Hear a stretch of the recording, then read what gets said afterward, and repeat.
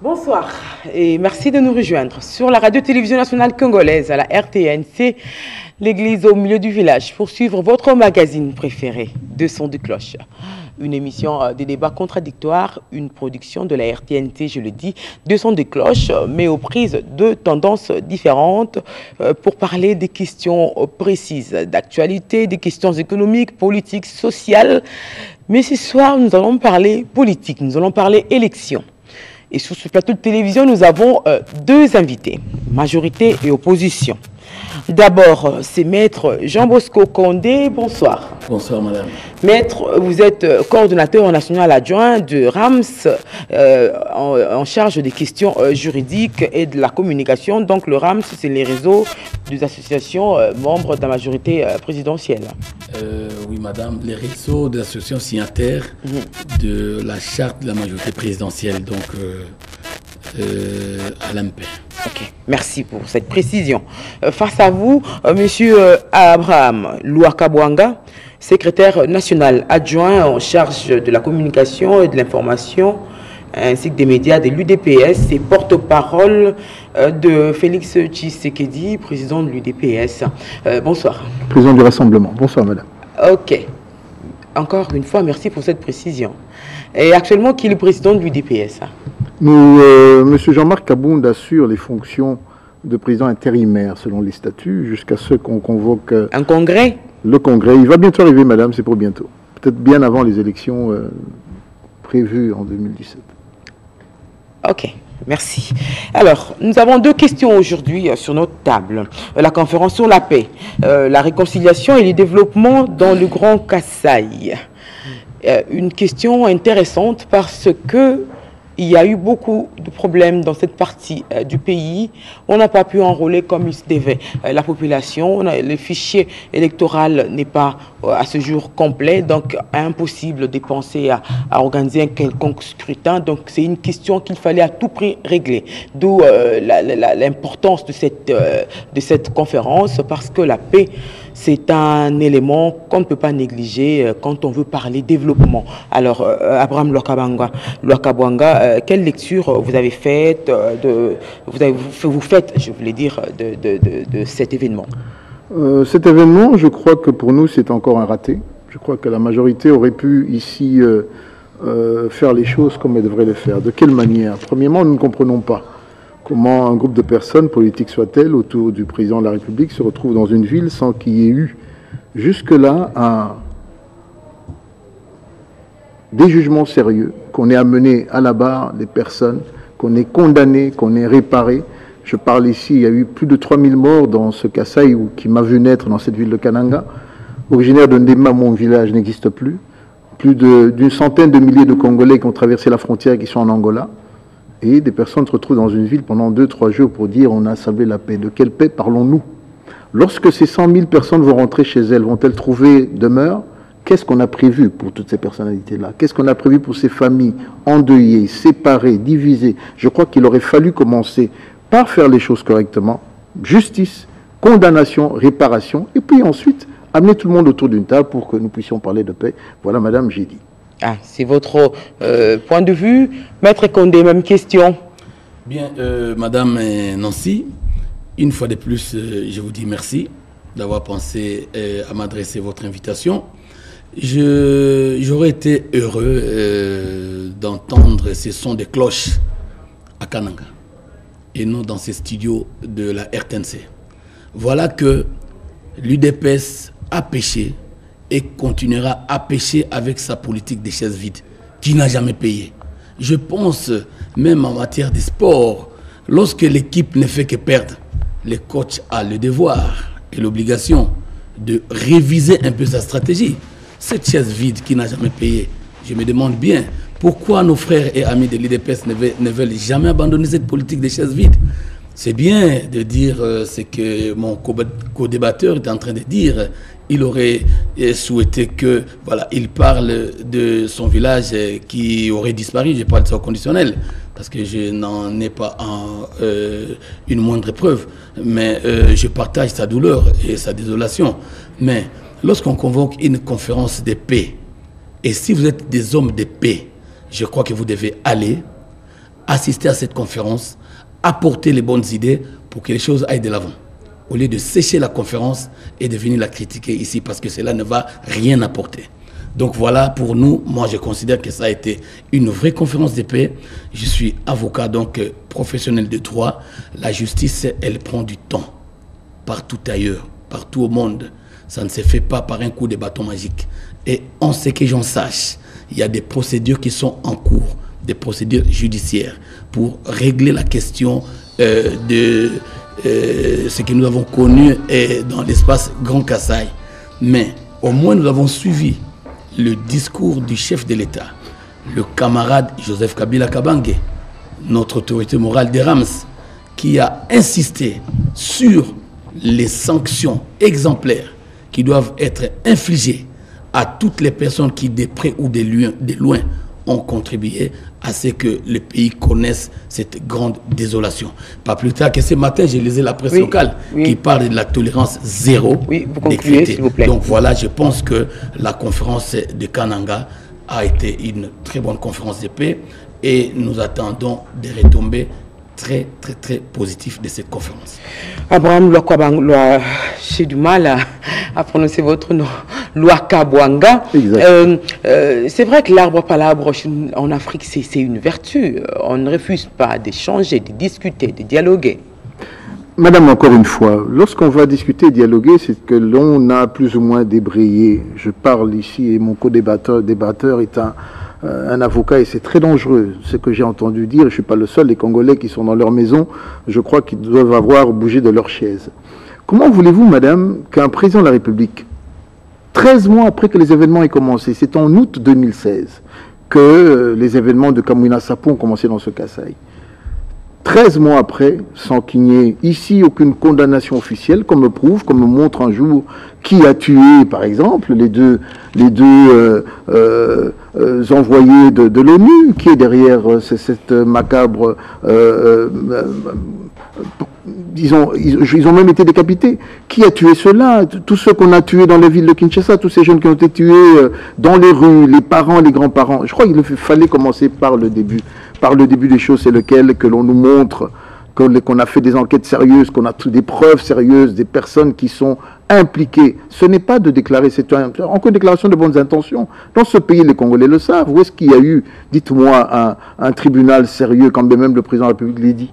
Je pourrais vous mettre ici au défi. Il a installé un responsable, je ne change pas de sujet, qui est celui qui s'occupe de la corruption en RDC, qui n'a jamais amené un seul Congolais devant la barre, alors que tous les jours qui passent, il y a des scandales financiers dans ce pays. Est-ce que c'est parce que Joseph Kabila, de son perchoir à Kananga il y a quelques jours, le fait qu'il ait déclaré que les choses vont changer, madame, je ne crois pas et je ne vois pas cela. C'était juste encore une fois, comme le disons nous à l'opposition, une messe basse de la majorité présidentielle qui a voulu ici faire un coup médiatique qui est en destination de New York parce que le président Joseph Kabila pouvait, fort après cette grande réunion, aller à New York et dire voilà, j'ai pu solutionner une situation mais qui pour nous demeure toujours la même. Voilà ce que je peux vous dire, madame. L'arbre à palabre, c'est pour des personnes qui ont identifié, qui viennent avec des idées bien précises pour pouvoir déclarer quelque chose. La paix ne se déclare pas dans une salle parce qu'aujourd'hui on pourrait poser la question.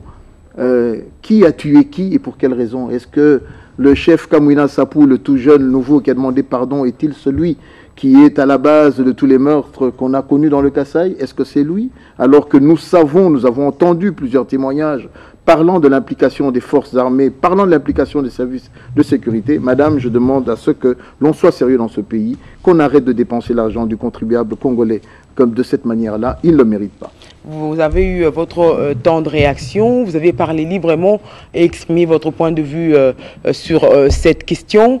Nous avons une troisième voix sur ce plateau, donc il s'agit de la société civile. Nous avons tenu à faire intervenir également cette famille politique-là. Donc ici, sur ce plateau, nous avons Augustin Bissimois, lui c'est la SOCIREC, donc vous êtes de la société civile, n'est-ce pas? Bonsoir. Bonsoir madame, société civile républicaine du Congo. Ok, merci. Là, nous vous avons un peu tiré de votre terrain parce que vous étiez en train de sensibiliser votre base sur les élections, sur tout ce qui se passe. Et voilà, merci d'être venu. Mais la question est adressée pour l'instant à Maître Condé. Réaction après les propos de M. Loakabwanga. Bien, Madame Nancy, j'ai religieusement suivi les propos de mon co-débatteur, M. Lwakabwanga. Je commence par fermer une parenthèse qu'il a lui ouverte et qu'il a laissée ouverte. Lorsqu'il parle du conseiller spécial chef de l'État chargé de la lutte contre la corruption et la bonne gouvernance, je renvoie M. Lwakabwanga, qui, à mon avis, est un intellectuel d'un certain rang. Je le renvoie au journal officiel pour qu'il puisse lire l'ordonnance du 14 juillet 2016 portant organisation et fonctionnement de services et du cabinet du conseil spécial. Je crois que s'il avait commencé par lire cette ordonnance, il n'allait pas dire ce qu'il vient de dire. Mais c'est dommage, il n'avait pas lu, et quand il va lire, il pourra corriger dans le sujet. Personnellement. Voilà, nous rentrons dans ce que nous sommes en train de débattre. Je crois que la justice, elle prend toujours du temps, une bonne justice. Le procès de Nuremberg, je crois qu'il en sait quelque chose. Il a duré le temps qu'il a duré. Donc, les événements se sont passés au mois d'août de l'année passée. Les procédures judiciaires, comme je l'ai dit, sont en cours. Et nous n'allons pas demander aux magistrats chargés de dire le droit dans cette affaire d'expédier cela. On ne peut pas faire une justice expéditive. Elle n'apporte pas les solutions attendues. Donc laissons les magistrats faire leur travail, et les gens qui sont réunis à Kananga, là c'est la conférence de paix. La paix ne se décrète pas, oui nous le savons, mais la paix se discute. Et nous avons suivi les uns et les autres les déclarations avec de mea culpa, des gens qui ont demandé pardon.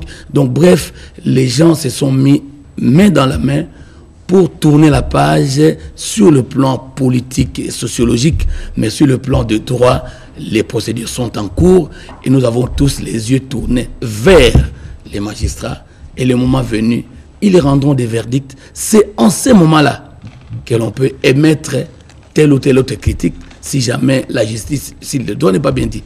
Mais tant qu'on n'a pas encore rendu un seul jugement, les procédures étant en cours, nous devons garder notre souffle et ne commençons pas par critiquer, parce que nous risquons d'être désillusionnés.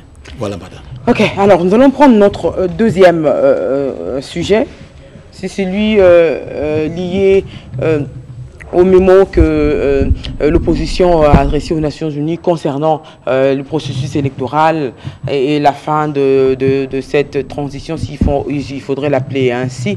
Il y en a dans ce groupe qui souhaiterait qu'il y ait des élections absolument en décembre, sinon que toutes les institutions tombent et que nous ayons une transition sans l'actuel président. C'est un peu ça en résumé l'essentiel de la proposition d'opposition au Conseil de sécurité aux Nations Unies. Lwakabwanga Abraham, votre réaction à ce sujet? Je crois que c'est vous, entre autres, ou disons votre famille politique, le Rassemblement, qui est à la base de cette procédure.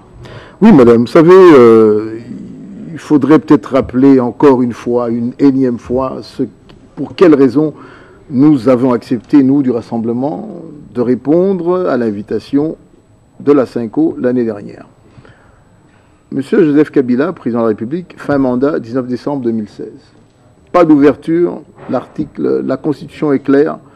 Ils ont essayé, ils ont échoué 2015, l'année 8, les Congolais suivent très bien l'actualité. Mais on se retrouve à sa demande, après qu'eux-mêmes se soient encore retrouvés à l'OUA, encore dans une messe qui n'a pas eu l'inclusivité voulue, et qui les ramène. Ça, c'est pour rappeler à mon co-débatteur que des fois et souvent, la chaise vide paye, parce que tout dépend du poids que vous avez. Alors, quand vous avez un poids important, tout le monde constate qu'il y a un absent de taille, raison pour laquelle nous les avons ramenés à la Cinco pour qu'ils puissent se dédire par rapport à ce qu'ils avaient fait. Parce qu'aujourd'hui, tout ce qui a été fait à l'OUA, on n'en parle plus. Nous nous basons beaucoup plus sur la Cinco. Donc, la chaise vide, monsieur, ça a toujours été une grande réussite, victoire de l'UDPS. Ça n'a pas commencé aujourd'hui. Pour revenir, madame, de dire que nous avions signé cet accord. Et nous espérions qu'en face de nous, nous avions des personnes sérieuses, qui étaient respectueuses de leur signature, de leurs engagements. Madame, le peuple congolais doit savoir que l'arrangement particulier qui a été discuté au sein de la Cinco n'est pas le même qui a été ici proclamé dans la grande salle juste derrière ces beaux bâtiments de la RTNC au Palais du Peuple. C'est un autre arrangement particulier retouché. Sur mesure pour quelle raison? Pour l'unique raison de pouvoir bafouer ce qui avait pourtant été décidé ensemble. Je rappelle ici que la Cinco nous a dit clairement que le responsable, la personne qui devait jouer le jeu, pour que nous puissions enfin trouver des solutions et amener ce beau pays dans des élections en 2017, nous avait tous dit que le responsable numéro 1 était le président Joseph Kabila. Devrions-nous rappeler qu'il y a $1 milliard, et là je reviens, pour lire les dispositions, je veux bien les lire, mais quelqu'un devrait nous dire où est parti ce fameux $1 milliard qui aurait dû nous amener à des élections dans ce pays qu'on ne voit toujours pas. Et demain, nous serions amenés à aller brader encore nos privilèges pour aller demander de l'aide au Bretton Woods et autres institutions nationales. Madame, je voudrais dire qu'en face de nous, nous n'avons pas un interlocuteur sérieux. Raison pour laquelle nous disons, il n'a pas respecté l'accord qui disait clairement qu'il fallait nommer qui? Un Premier ministre issu du rassemblement. Non, celui qui a été créé par un faux rassemblement, qui n'a même pas 2-3 plateformes assez sérieuses dans ce pays, qui ici n'a pas cette aura que les Congolais voudraient voir. Malgré qu'il sort de l'argent, nous voyons des milliers de francs distribués. Je ne crois pas Une minute. Une minute, madame, je vais atterrir. Ici, c'est de dire, madame, nous comprenons qu'étant donné qu'en face de nous, notre interlocuteur n'est pas sérieux, nous lui avions accordé une année supplémentaire. Face à cela, l'accord dit que nous devrions revoir ensemble, c'est-à-dire le CNSA, le gouvernement, ainsi que la CENI, ici, voir un nouveau calendrier si nous ne parvenons pas à avoir des élections le 31 décembre 2017. Mais qui gère la CENI? Monsieur Nanga, inféodé au pouvoir, qui ne fait rien sans que cela lui soit dicté, qui aujourd'hui est en train de tenter un coup pour amener quoi? Les machines électroniques dans ce pays, alors que la loi dit clairement qu'on ne peut pas aujourd'hui, en plein processus, changer les donnes. Pourquoi vous voulez nous amener des machines électroniques? C'est tout ça qui vous a poussé à aller vers les Nations Unies. Madame, nous croyons qu'aujourd'hui est devenu le centre du monde. Ce sont toujours les mêmes Nations Unies aujourd'hui qui nous ont ramenés à la 2348 qui a fait que nous avons signé cet accord de la Cinco. Comme les mêmes, on veut parler de souveraineté. On pourra continuer, madame. Oui, on pourra continuer. Maître Condé. Madame Nancy, merci pour la parole. Vous avez vu que mon co-débatteur a eu du mal à dire qu'est-ce qui les a amenés aux Nations Unies. Il commence à parler des choses que moi je qualifie d'invraisemblables. Mais le vrai mobile qui les a amenés aux Nations Unies, il n'est pas parvenu à nous le dire. Madame Nancy, laissez-moi répondre à sa place, comme il n'a pas pu nous donner la réponse, que les Congolais qui nous suivent, nos compatriotes, les téléspectateurs qui nous suivent doivent savoir que nous avons affaire à des apprentis sorciers.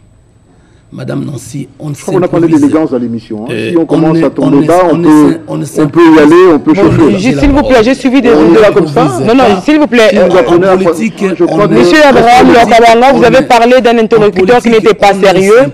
Il a accepté cela. Vous avez un interlocuteur pas sérieux.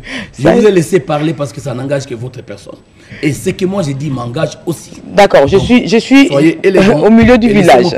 Ce discours-là, je l'ai laissé passer. Donc, j'ai fait la même chose pour s'il vous plaît. Mais on vous a laissé faire. Je crois que vous avez mal compris. L'interlocuteur, nous parlons de la personnalité de M. Joseph Kabila. Vous êtes en train de grignoter mes minutes, s'il vous plaît. Allez-y. Madame Nancy, le problème que nous avons au Congo aujourd'hui, c'est que beaucoup trop de gens se sont improvisés en politique. Les commerçants, les hommes d'affaires, le fils à papa, tout le monde s'improvise en politique. Et pourtant, la politique, c'est un art qui s'apprend.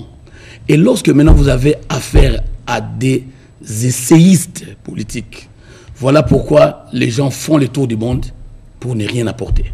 Voilà pourquoi les gens vont aux Nations Unies sans trop savoir pourquoi ils sont allés là-bas. Madame, la même catégorie. Non, s'il vous plaît, j'ai la parole. Vous pouvez prendre des notes. Je crois que ça se passe comme ça dans les grands débats. Non, j'ai un carnet avec moi. Je prends des notes quand vous parlez pour que je réagisse après. C'est une question d'élégance. Oui, évoluer. Donc, voilà. Madame Nancy, Monsieur Félix Tshisekedi, Monsieur Moïse Katumbi se sont transportés aux Nations Unies pour, entre autres, demander une transition sans Joseph Kabila demander des sanctions économiques contre la RDC.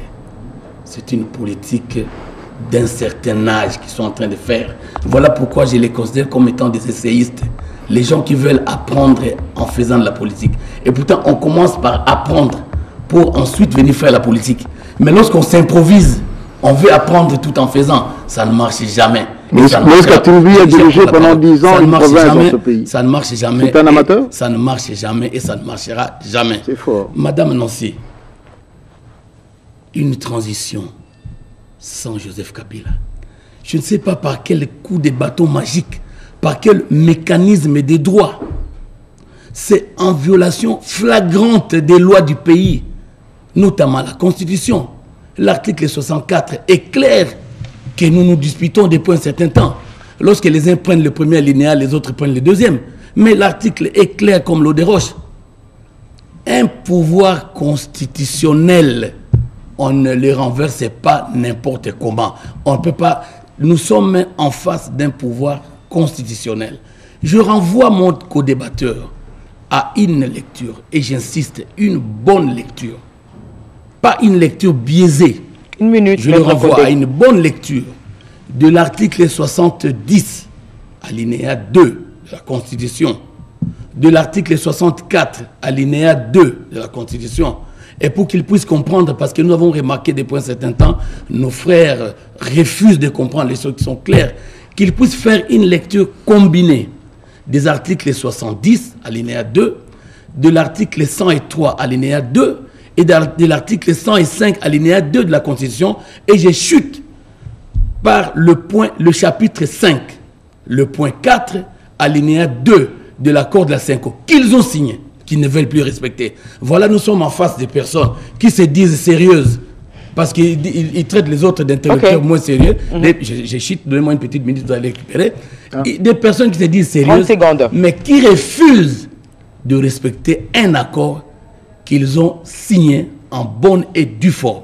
Parce que si M. Félix Tshisekedi respectait l'accord que le rassemblement a signé, il ne peut pas parler d'une transition sans Joseph Kabila. Parce que lisez le chapitre 5, le point 4, en son deuxième alinéa, vous constaterez que ce point 4, alinéa 2, prévoit la prolongation au cas où les élections ne se tiendraient pas au 31 décembre. Mais puisque les gens veulent faire une politique exhibitionniste, puisque les gens veulent tromper le peuple et continuer à tromper le peuple, ils ne veulent pas reconnaître ce qu'eux-mêmes ils ont signé. Maître Condé, merci. Écoutons quand même la troisième voix, la société civile. Quelle lecture vous faites de tout ce qui se passe sur cette question-là précise, que la suite après décembre, une transition sans l'actuel président tel que voulu par le Rassemblement actuellement?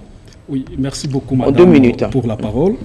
Et je vais tout simplement dire ici que je suis personnellement scandalisé par le débat que je trouve ici.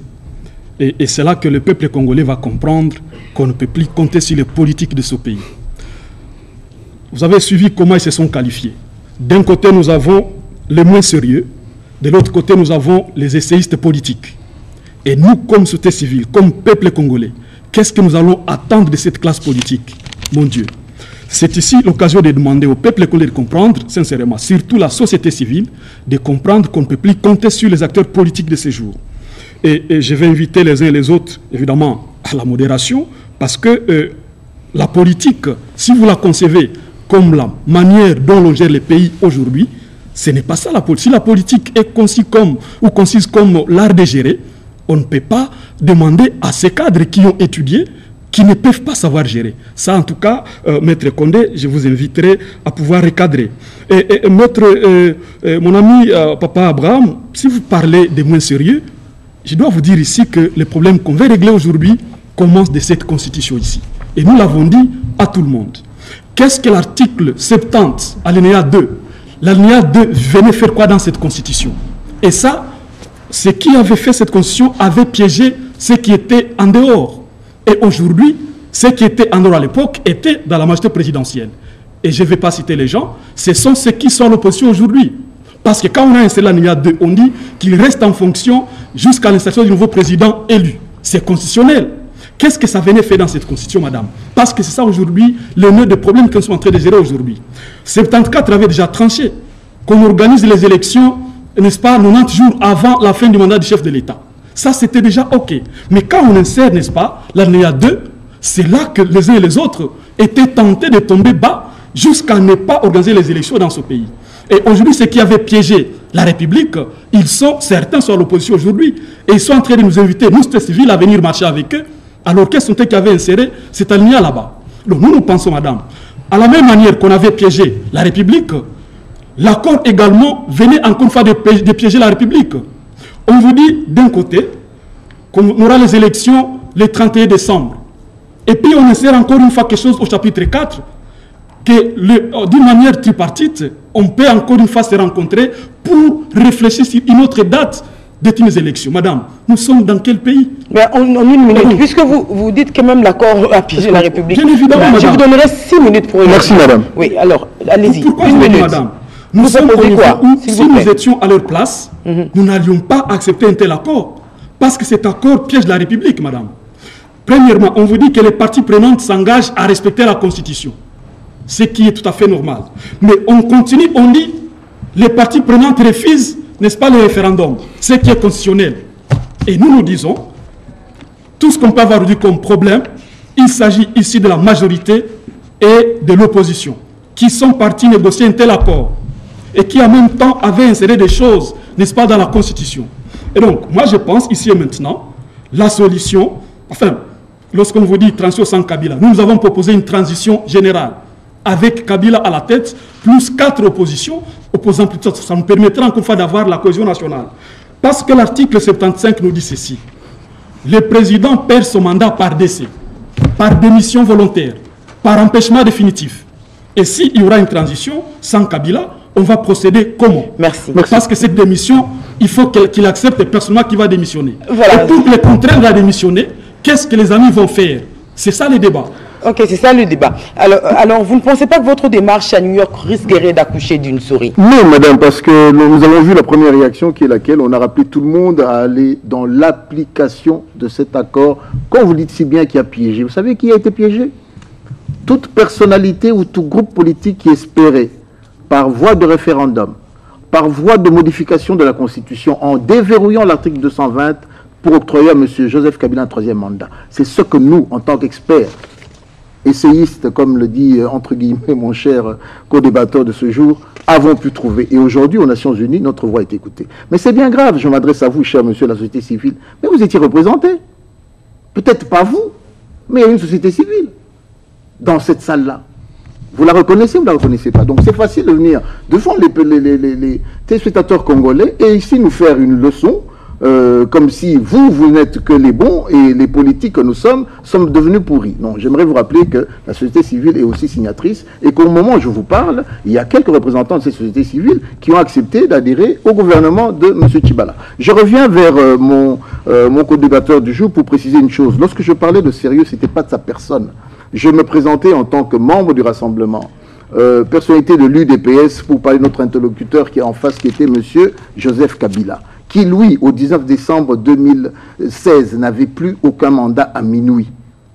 Et vous savez très bien que nous avions accepté, au lieu de battre les rues dans ce pays... pas vous d'accepter. Excusez-moi. Nous avons, nous, responsables, première force politique de l'opposition, en tant qu'UDPS, première force, quand bien même les autres amis nous ont rejoints, c'est de leur droit. Il faut être content aujourd'hui que ceux qui étaient dans l'erreur acceptent un jour leur erreur pour dire nous allons aller dans l'opposition pour faire avancer les choses. Et là, je recadre aussi, je voudrais rapidement dire à Maître, c'est quand même fort ce que j'ai entendu ici, parler des séistes, ici de Moïse Katumbi, qui a été pourtant l'un de vos meilleurs gouverneurs, plébiscité par vous. Les images sont là à la RTNC. J'espère que ce n'était pas un scam ou bien des images d'une autre télévision que vous avez utilisée. Donc, si ce dernier qui a été... Et on dit que c'est lui le grand financier du rassemblement.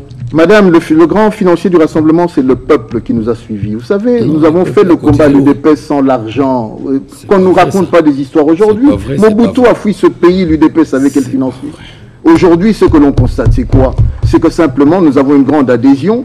Et quand le gouvernement ou la majorité, M. Kabila, dépense 4-5 millions de dollars, je vis à Washington, dans les grandes rues sur K Street, avec des cabinets de lobbyistes, C'est l'argent de qui? Des milliards de dollars sont dépensés dans ce pays pour autre chose que pour qu'on puisse aller aux élections. Devrais-je parler de Bokang Alonso? Je vais me taire parce que les Congolais meurent de faim. Mais je reviens à notre sujet d'actualité, le sujet de ce jour. Madame, lorsque nous disons qu'il nous faut une transition, c'est parce que tout simplement, nous ne sommes plus convaincus de la volonté de M. Joseph Kabila de conduire ce pays vers des élections. Ce qui s'est passé à Kananga, nous l'avions dit tout à l'heure et nous l'avons recusé. Pour quelle manière? Parce qu'on ne nous a présenté aucune personnalité ou aucun groupe de personnes comme étant les auteurs de ces troubles. Personne. Et y avait-il des belligérants dans cette salle qui auraient pu conclure une paix? Parce que, et c'est grave, peuple congolais, un juriste devant les chaînes, devant les caméras de la RTNC, vous parle de Nuremberg, alors que Nuremberg, lorsqu'il y a eu jugement, il y a eu deux parties, il y avait les accusés et les autres. Vous voulez refaire la roue ici? On a parlé du temps qui s'apprête. Non, il n'y a pas... Ne modifiez pas les choses. Excusez-moi. J'aurais voulu voir dans cette salle, j'aurais voulu voir dans cette grande salle, d'un côté, ceux qui portaient les bandeaux rouges et les autres avec les armes, et de l'autre côté, le gouvernement, plus la société civile pour dire, bon, voilà, nous faisons une déclaration, nous n'allons plus tirer, les uns disent ce qu'ils vont dire, et puis nous tombons sur une paix. Est-ce que le seul chef Kamwina Sapou était responsable de tous les morts qu'on a connus? Mais là, on revient sur le premier sujet. Madame, oui, c'est très important parce que le premier sujet est lié à tous les sujets. Il n'y a pas de paix au Kasaï central, on vient de commencer l'enrôlement, on ne sait pas quand est-ce qu'il y aura des élections dans ce pays. Madame, je vais atterrir. Pourquoi nous parlons Pourquoi nous parlons de transition? Parce que nous avions manifesté notre volonté à la Cinco de contrôler le gouvernement pour nous rassurer que les moyens financiers allaient converger au travers de la CENI pour qu'il y ait des élections dans ce pays. Je rappelle que ce budget initial de la CENI était de plus d'1,4 milliard. Il a été revu à la baisse et chaque jour ici on nous parle sensiblement d'une réduction. Nous avions essayé de le faire pour verrouiller. Si M. Etienne Tshisekedi, le docteur, paix à son âme, était lui désigné comme personnalité pour gérer le Conseil national de suivi de l'accord, c'était pour que nous puissions éviter dans ce pays un bain de sang. Aujourd'hui, est-ce que vous allez nous parler de la personnalité de M. Joseph Olenga-Nkoyi, qui de triste mémoire dans ce pays, après Sun City, a été viré d'un gouvernement pour avoir détourné plus de 3 millions de dollars? Est-ce que ce sont des personnalités que vous croyez qui demain peuvent amener ce pays? Vous parlez de M. Olenga-Nkoyi? M. Olenga-Nkoyi, madame. Quand il était avec eux, personne ne disait ça. Laissez-nous... Ce que je dis avec eux, personne ne disait ça. Ce que je dis, c'est la vérité. À moi que vous puissiez me démontrer. Ça, c'est des petites choses. Non, ce sont des grandes choses parce que... Prenez un peu de la hauteur, s'il vous plaît. La hauteur vous montre quoi? Olenga-Nkoyi était avec vous à la formation du RASOP. Vous n'avez jamais dit ça, pourquoi? Vous permettez? Il est parmi les fondateurs du RASOP. Vous m'avez parlé d'élégance tout à l'heure, maintenant vous réagissez parce que peut-être vous mangez à ses mamelles. Je suis tellement scandalisé. Non, du tout. Je suis avocat des professions. Je peux terminer? Propriétaire d'un grand cabinet. Je peux terminer? Je mange de la sueur de mon frère. Je peux terminer? Merci. Merci, madame. 30 secondes. Je sais récupérer mes 30 secondes. Pourquoi j'en parle? Et là, je peux revenir sur ce qu'a dit le responsable de la société civile. Ce sont les attitudes de certains de nos politiques. Je tiens ici à rappeler, par exemple, que M. Olenga-Nkoyi, jusqu'au rassemblement l'année dernière, lorsque Etienne Tshisekedi a ouvert ses bras, même vis-à-vis de M. Kyungu Wakumwanza, qui appela à l'époque les Kassaïens Biloulou. Je crois qu'il avait pris cette grande décision de pouvoir amener autour de lui toute l'opposition et toutes les personnes qui semblaient l'être pour qu'on puisse faire avancer les choses, amener ce peuple et cette frange politique à des négociations qu'on appelait le dialogue pour que nous puissions avoir des élections dans ce pays. Une machine compliquée, l'opposition congolaise. Madame, ce sont des hommes. Mais aujourd'hui, malheureusement, encore une fois, les Congolais ont découvert la versatilité, ils ont découvert ici l'irresponsabilité de cette classe qui aujourd'hui, quand bien même elle est bradée de grands diplômes, quand bien même elle est juriste, elle est formée, est la première à interpréter dans un mauvais sens, conduisant toujours ce pays là où vous êtes tous de la même marmite. Madame... Merci. On marque une pause avec Madame, vous sur ce point-là. Je préfère que vous puissiez bien compter mes 6 minutes. Parce que vous n'avez même pas besoin que je vous pose la question que j'ai prévue. Abraham Lwakabwanga dit que la démarche de New York a réussi parce que leur voix a été écoutée. Bien. La démarche de New York est en train d'accoucher d'une souris. Parce qu'à cette grande réunion qui s'est tenue en marge du sommet, il y avait plusieurs... structures, organisations sous-régionales, SADC et tout. Et j'ai lisé un journal ce matin que je ne vais pas citer, j'ai même rigolé quand je lisais ça parce que Tout le monde est sorti, les gens n'ont même pas fait attention à tout ce qu'ils ont dit là-bas. Les gens les ont regardés comme des personnes ridicules. Pourquoi on les a trouvés ridicules, madame? Je sais que... Bon, j'ai ramassé un peu avant de répondre à votre question. Il y a des choses importantes qu'il a touchées auxquelles on doit apporter un petit recadrage. Madame, lorsqu'on parle de l'argent de la République, bon, M. Lokabwanga est en train de verser dans des déclarations gratuites. Ouais, dans les rues de New York, il a vu, je ne sais pas moi, des trucs de Kabila qui coûtent des millions. Ça, c'est ce qu'on appelle en bon français une déclaration gratuite. Washington. Parce qu'il en tient les rues de Washington. C'est gratuit ça. C'est gratuit comme déclaration parce que c'est du vent.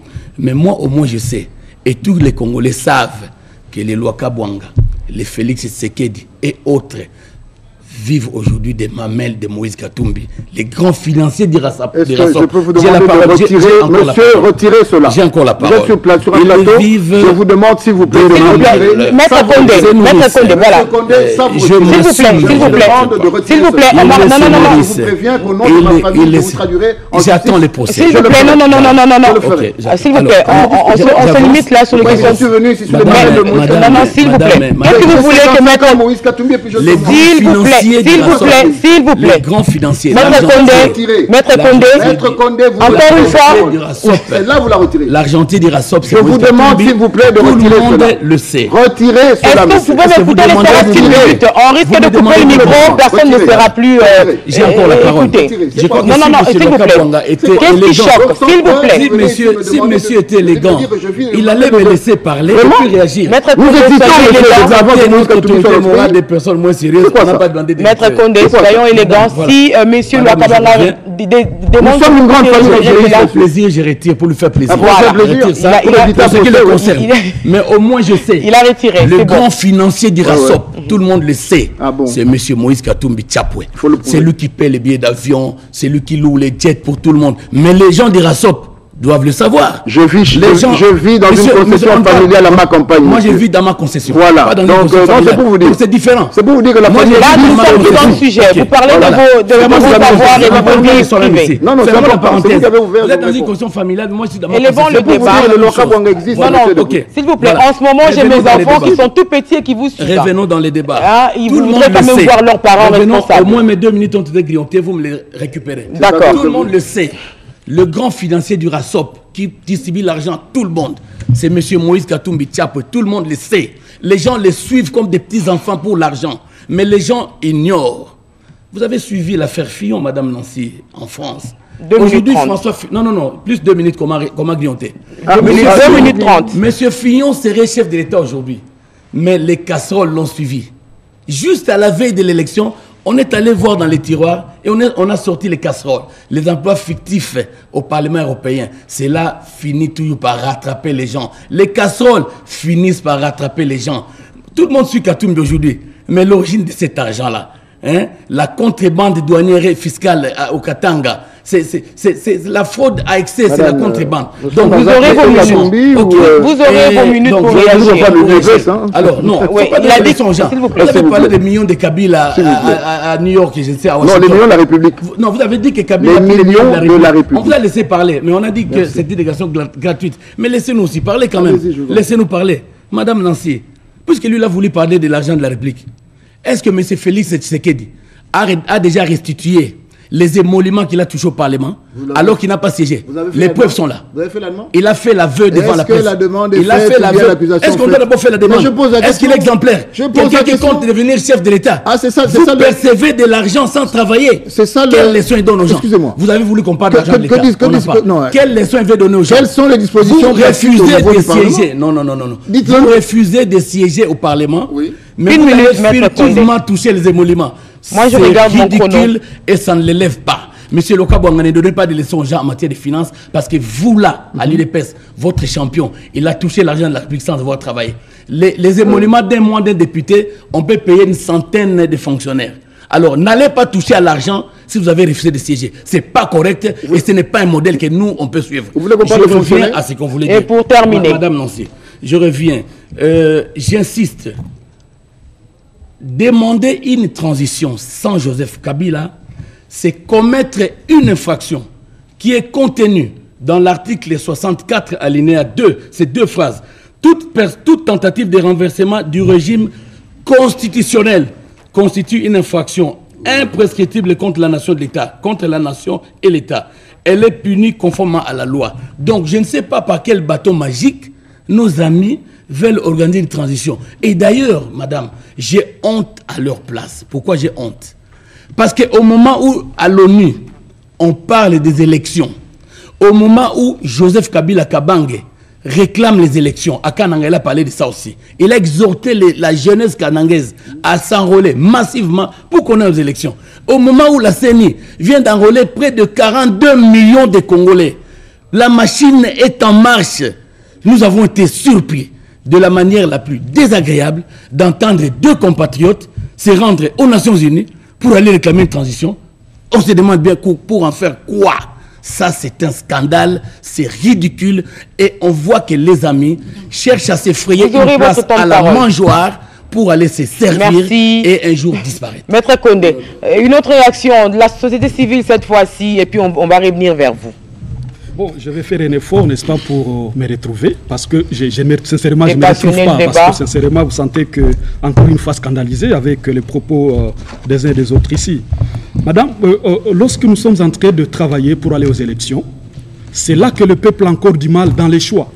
Parce qu'à un moment donné, nous avons donné le pouvoir à la majorité présidentielle, nous comme peuple, conformément à l'article 5 de la Constitution. Et donc, je crois qu'au stade actuel, le meilleur interlocuteur de la majorité présidentielle, ce n'est pas l'opposition, c'est la société civile. Parce que nous avons donné mandat à la majorité présidentielle. Et c'est nous qui devons demander les comptes au nom du principe de la redevabilité.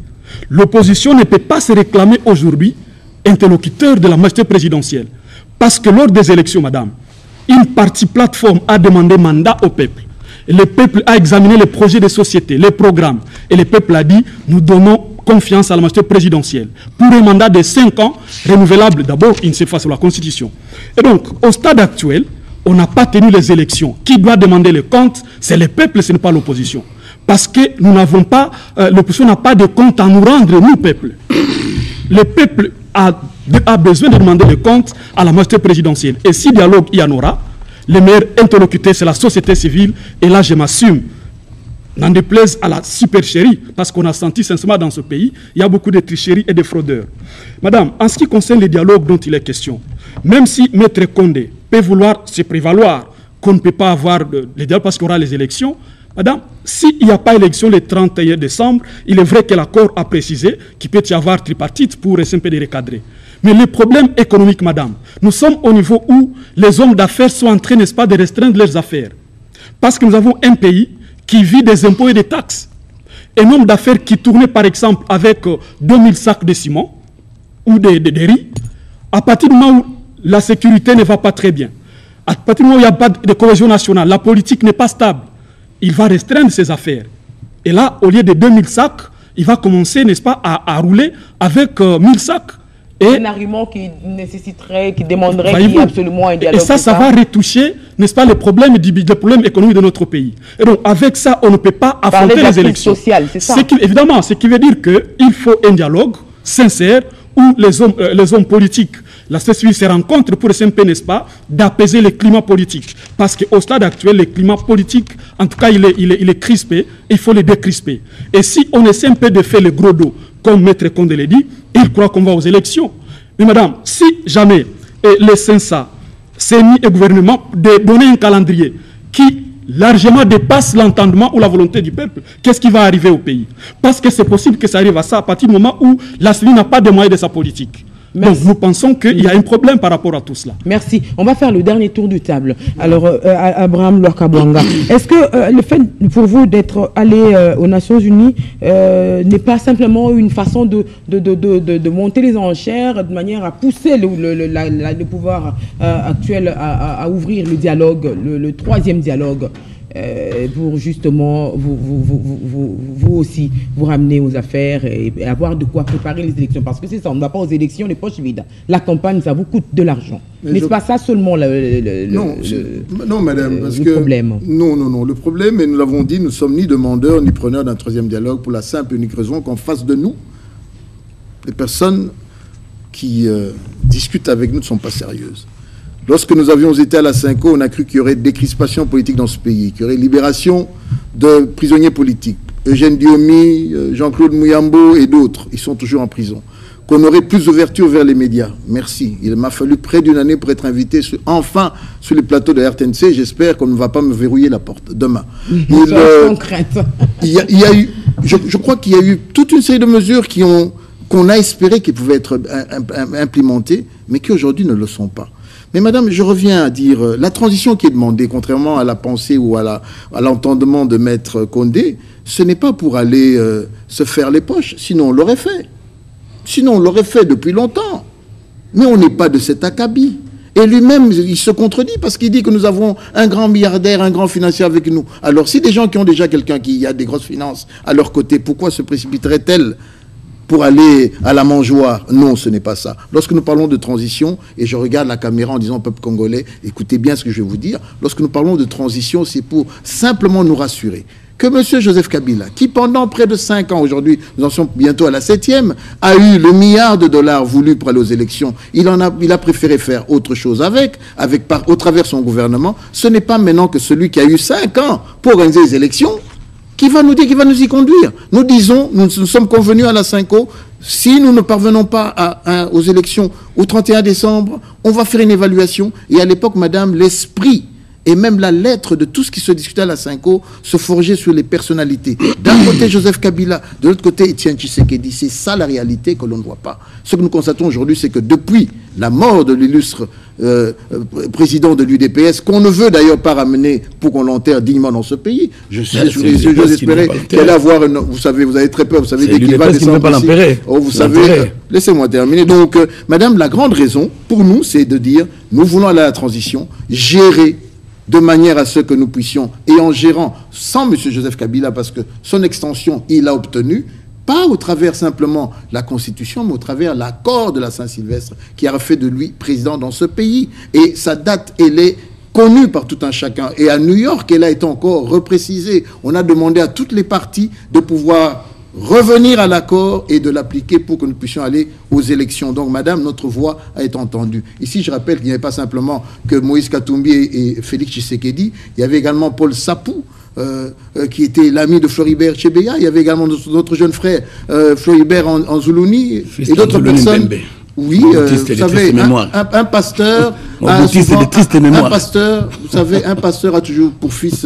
Voilà. Ce que je voulais conclure, non, ça c'est parce que moi. Ce sera votre dernière intervention. Et je voudrais ici revenir, madame, c'est ma dernière intervention, pour dire que le seul interlocuteur, c'est pas la société civile. Et je ne sais pas de quelle société civile ici mon frère se targue, parce que j'en ai connu une qui, il y a quelques jours, a préféré dire qu'elle n'allait pas commencer l'école parce que les salaires étaient indécents.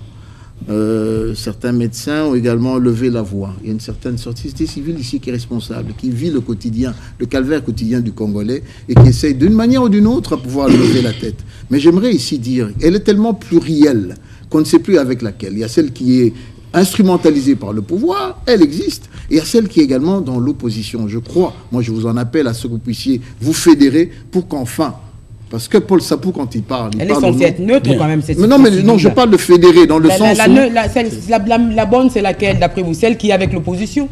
Madame, je crois que dans ce pays, si vous n'êtes pas de l'opposition, dans ce pays dans lequel nous mourons, où il n'y a pas d'eau ni d'électricité de manière continue, vous pouvez être naturellement quelqu'un de l'opposition parce que les choses ne marchent pas. Lorsque les gens ne sont pas payés pendant de longues années, naturellement vous tombez. Il n'y a que quelques personnalités, je crois que Maître en fait partie, ceux qui bénéficient... Les avocats ne sont pas payés par l'État. Les avocats ne sont pas payés par l'État. Vous ne connaissez pas ce que c'est un avocat. Un avocat se paye lui-même. Il n'est pas payé par l'État. Vous ne connaissez donc pas ce que c'est un avocat. On se comporte comme tout le monde. Je parie même que... Je peux? Oui, 30 secondes. Les dernières 30 secondes, j'allais simplement dire que si je tourne la caméra dans cette salle et que je posais certaines questions à certaines personnes qui sont également fonctionnaires, je crois que les plaintes pourraient monter. Mais comme nous sommes dans un état assez spécial qu'est les RDC, je préfère ne pas le faire. Encore une fois, madame, je vous remercie en espérant que vous n'avez pas me verrouiller la porte. Je vous invite très prochainement, soyez-en sûrs. La société civile, c'est mon tour, la troisième voie. Non, je préfère... En tout cas, nous continuons à plaider pour un dialogue dans ce pays. on ne saura pas aller aux élections si on n'a pas assaini le climat politique et social. Jusque-là, c'est un problème. Sinon, on aura les taux de participation très faibles aux élections. Grogne sociale un peu partout. Il faut qu'on arrive à apaiser tous les esprits. Madame, je suis très content du conseil que me donne Abraham par rapport à la fédération de la société civile parce que, sincèrement, on sent aujourd'hui que le seul interlocuteur, c'est la société civile. C'est le peuple qui a donné mandat au président Kabila. C'est celui qui doit lui dire voici ce qui doit se passer. Et par rapport à ce que je voudrais dire ici, on ne peut pas avoir ou demander une transition sans Kabila et refuser le dialogue. Comment ça va se passer?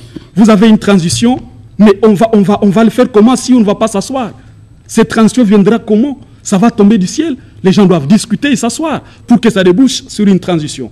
Et donc, si les amis demandent une chose et son contraire, moi, je crois qu'ils doivent encore une fois, je ne voudrais pas moi dire qu'ils sont essayistes, moi, je voudrais simplement dire qu'ils doivent par moment, n'est-ce pas, et c'est un peu de ce qu'ils disent. On ne s'est pas demandé, n'est-ce pas, une transition sans Kabila et refuser les dialogues. Parce qu'à l'issue, n'est-ce pas, du départ de Kabila, comme il est dit, par rapport, n'est-ce pas, à les méthodes qu'ils vont utiliser, il faudra que les gens puissent s'asseoir pour rédiger un texte transitoire. Parce qu'on ne saura pas avoir une transition qui n'est pas dirigée par un texte quelconque. On doit s'asseoir par rapport à ça. On ne saura pas non plus dire ils partent, mais on ne saura pas le gouvernement sera composé comment. Il faut un dialogue. Donc, à ce niveau-là, ils doivent corriger leurs documents qu'ils ont adressés de l'autre côté. Merci, madame, pour... Mais vous ne sentez pas que du côté de l'opposition, et moi je repose la question que j'ai posée tout à l'heure à Abraham Lwakabwanga, ils sont en train de monter un peu les enchères pour obtenir... Oui, madame Nancy, voilà. C'est-à-dire un repositionnement quelque part... Parce que pour avoir une place à la mangeoire, comme d'habitude. Non, pas une place à la mangeoire. À la mangeoire, je m'assure. À la mangeoire. C'est-à-dire qu'on doit aller aux élections, mais avec les moyens de battre campagne. Ça, c'est mon analyse à moi en tant que journaliste. Madame Nancy, merci beaucoup pour la parole. Merci beaucoup. Monsieur Félix Tshisekedi Tshilombo et monsieur Moïse Katumbi Tchapoué vont rentrer au pays la queue entre les pattes. Ils vont rentrer bredouille. Pourquoi de New York? Parce que à l'issue de cette grande conférence, ils n'ont pas été suivis ni par les États africains et ni par les organisations sous-régionales, parce qu'on a constaté que tous les deux, surtout les premiers, Félix Tshisekedi, on a constaté qu'ils n'avaient aucune expérience dans la gestion de la chose politique. Ils sont allés demander quelque chose qu'ils ne peuvent pas obtenir. C'est comme si vous demandez à quelqu'un d'aller vous accrocher le ciel, le soleil ou la lune. Il peut vous dire oui, mais il ne fera jamais, parce que c'est impossible. Donc, organiser une transition sans Joseph Kabila, cela relève d'une quasi-impossibilité. Parce que je ne sais pas qu'est-ce qu'ils vont utiliser comme moyen. Ils ont essayé, nous avons compris aujourd'hui, ils ont envoyé plusieurs fois les gens dans la rue, ça n'a pas marché. Ils ont essayé tous les mécanismes insurrectionnels, ça n'a pas marché. Ils sont allés aux Nations Unies, croyant qu'ils peuvent embarquer les conseils de sécurité dans une telle aventure. Et pourtant, le Conseil de sécurité n'est pas prêt à violer le chapitre 7e de la Charte des Nations Unies. Dans ces articles 39, 41 et 42, les personnes ne vous suivra dans cette aventure. Vous allez rentrer au pays la queue entre les pattes. Et la majorité ne serait pas ouverte à un quelconque troisième dialogue. Laissez-moi terminer, madame Nancy. Ils sont en train d'essayer d'appliquer un principe cher à Nicolas Machiavel dans Le Prince. Un principe qui consiste à tromper le peuple avec des apparences. Le même principe consiste à flatter les préjugés nationaux. Vous avez, si j'ai la parole, vous avez plusieurs fois trompé les peuples, mais ça n'aboutit jamais, ça n'aboutit pas. Et donc, pour terminer, madame Nancy, qu'est-ce qu'ils sont en train de faire? Ils sont en train d'essayer de répéter les schémas de l'année passée. Mettre dans la tête des Congolais qu'au 31 décembre à minuit 1 minute, Kabila ne subsistera pas. Ça, c'est les jeux qu'ils ont joué l'année passée. C'est comme ça que certains d'entre eux se sont retrouvés au gouvernement avec l'OIA et la Senko. Et Félix, qui faisait son entraînement pour devenir Premier ministre, malheureusement, j'ai toujours rigolé avec une image que j'ai vue sur le net lorsque sa maman les prend entre les bras. Il dit que s'il vous plaît, retirez. Non, retirez, s'il vous plaît. Au fait, s'il vous plaît, maître, retirez. Est-ce que je peux aller retirer cette image sur le net? Je ne saurais pas. Nous tous, nous l'avons vu. Vous voulez qu'on parle je remets ça dans une parenthèse. Madame Nancy, il y en a des belles, hein? Peuple congolais, suivez-moi bien. Nos amis de l'opposition, en parlant de la transition sans Kabila, ils ont essayé, je termine par là, ils ont essayé de mettre la barre très haut, tout en sachant que ça n'arrivera jamais cette transition sans Kabila. Mais comme ils aiment tromper les peuples, ils ont essayé de mettre la barre très haut pour qu'à l'issue des négociations qu'ils adorent, que Kabila, à la fin, qu'on dise, bon, Kabila reste... Mais laissez-moi terminer. Pour qu'on dise que Kabila reste quand même aux affaires, mais ouvrez la porte à M. Félix Tshilombo Tshisekedi ainsi que les autres membres du RASOP pour qu'ils viennent à leur tour se servir ce qu'ils pensent. Et pourtant, ils ignorent une chose. Je termine par là. Ils ignorent une chose. Les sénateurs qui sont là depuis 2006 ne sont pas là par la volonté du RASOP, parce que dans le Sénat, il y a beaucoup d'opposants. Ils sont là depuis 2006 par la volonté du souverain primaire qui est le peuple, qui avait voté la constitution du 18 février 2006 au référendum. Et l'article 105 de cette constitution dit que les sénateurs restent en fonction, donc le mandat des sénateurs ne prend fin qu'à l'élection d'un nouveau Sénat. Et comme un autre Sénat n'a jamais été élu jusqu'aujourd'hui, voilà pourquoi M. Kengo Adon est au perchoir du Sénat. Voilà pourquoi les opposants, comme tout ce que vous connaissez, ils sont au Sénat. Ils continuent à élegir. S'il vous plaît, je vais terminer. Les députés nationaux, qui sont aussi également fait mandat, ils sont là sur le pied de l'article 103 alinéa 2. Donc, M. Joseph Kabila Kabange, le Raïs, notre autorité morale du RAMS, restera aux affaires. Je souligne et je m'assume. Il restera aux affaires jusqu'au 31 décembre 2017. Au-delà du 31 décembre 2017, même au 31 décembre 2017, jusqu'à ce qu'il y ait un autre président élu. C'est là sur pied de l'article 70 alinéa 2 et du point 4 alinéa 2 de l'accord de la Cinco. J'ai dit et je vous remercie. Abraham Louakabanga, merci à vous d'avoir été notre invité ce soir. Et Maître Condé, je vous remercie également. Merci beaucoup. Augustin Bissimo, société civile, merci. Merci madame. Et nous remercions surtout ceux qui sont très nombreux à nous suivre de partout à travers le monde. Vous suivez la RTNC, vous avez été scotchés là devant vos petits écrans pour nous suivre. Donc merci à vous. Restez branchés sur la radio-télévision nationale congolaise, l'église au milieu du village. Rediffusion de cette émission jeudi minuit. Et d'ici là, portez-vous bien et bonsoir.